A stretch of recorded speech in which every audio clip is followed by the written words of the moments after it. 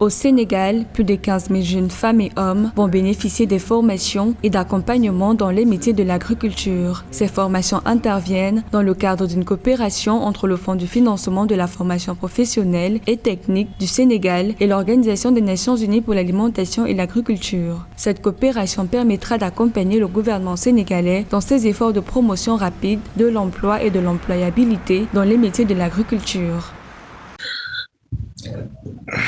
Alors, cette coopération vient à point nommé. Vous savez que depuis le mois de mars, après les événements, le gouvernement et le président Macky Sall se sont rendus compte qu'il y avait un malaise très très sérieux au niveau de la jeunesse et que le niveau de chômage était une bombe à retardement et que cette bombe était en train d'exploser. En tout cas, elle avait présenté les premières prémices d'une véritable soulèvement populaire.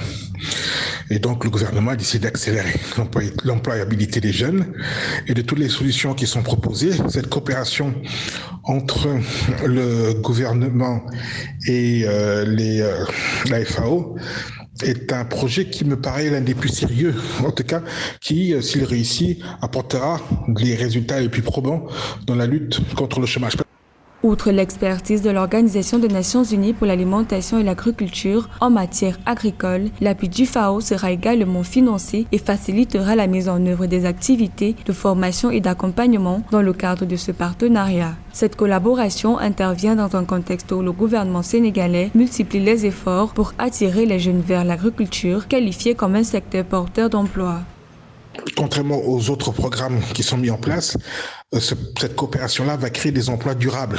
Non seulement une partie de ces jeunes vont pouvoir trouver du travail dans les différentes exploitations agricoles qui sont en train de se monter au Sénégal, et il y a certains projets qui sont assez importants, et même on peut considérer que un bon tiers de ces jeunes-là peut, avec un peu de courage et beaucoup de soutien de la part de l'État et de cette coopération-là, créer leur propre entité économique, leur propre structure économique, leur propre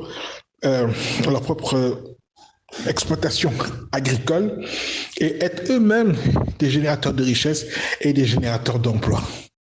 Selon les clauses de l'accord, 15 000 jeunes Sénégalais recevront ainsi des formations dans les filières telles que l'aviculture, l'horticulture, la pisciculture et l'élevage. Une autre composante du programme va consister à l'incubation de plus de 5 000 jeunes à travers les plateformes intégrées et la création de 5 000 entreprises avec l'appui des collectivités territoriales.